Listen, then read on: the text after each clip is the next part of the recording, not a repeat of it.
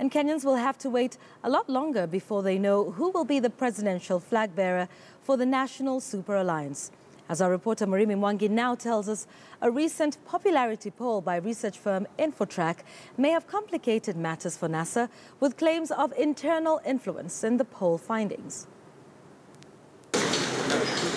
Close to a month since backroom talks began on the National Super Alliance power-sharing formula, it is emerging that the opposition is yet to begin actual deliberations on their presidential candidate to face Jubilee's President Uhuru Kenyatta. We packaged our talks, first things first, because you cannot talk about a presidential candidate for a body that does not exist. So it was important to register the coalition agreement. We are not any late, and we are telling Kenyans, particularly our supporters, to continue praying for us and to hold their horses. Very soon, we are going to unveil this particular pair.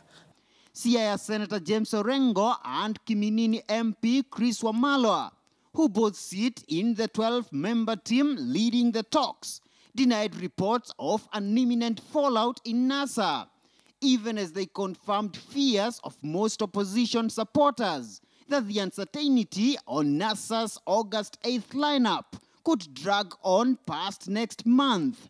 And yet there's also a very strong argument that why must you have a candidate too early? And their justification is that NAC did not come up with President Kibaki as a candidate for NAC until October. But what I know is maybe end of this month or early next month, within April, if it's the latest, we should be having a flag bearer for the NASA coalition. Yeah.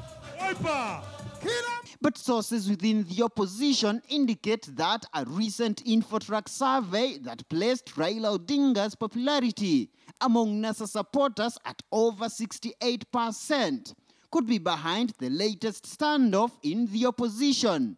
The 12-member NASA Management Committee was initially expected to go on a retreat at the end of this week. But reports of an alleged opposition hand in the recently released survey are said to have thrown the talks into a spin, with some committee members reportedly questioning the timing of the release of the findings.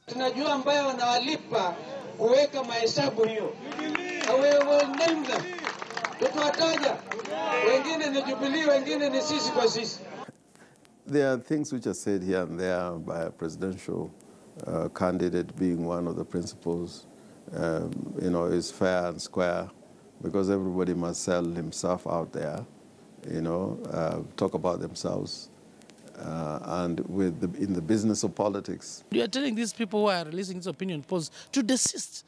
They should not be releasing opinion polls, particularly at such a time, because we don't want any undue advantage to anybody or whatever the case. But arguably, the greatest setback to the NASA talks appears to be the failed plans for joint nomination of candidates in key politically strategic counties, a flop said to have slowed down the talks, even as the NASA committee reconvenes on Tuesday for another round of negotiations. We do not want the experience of 2002, that upon formation of the government, we went asunder because we did not carry the spirit of coalition beyond the election. With a determination to wrestle the numbers from Jubilee here in Parliament, the jostle over joint nominations remains a hard tackle for NASA as deliberations on the presidential flag bearer continue.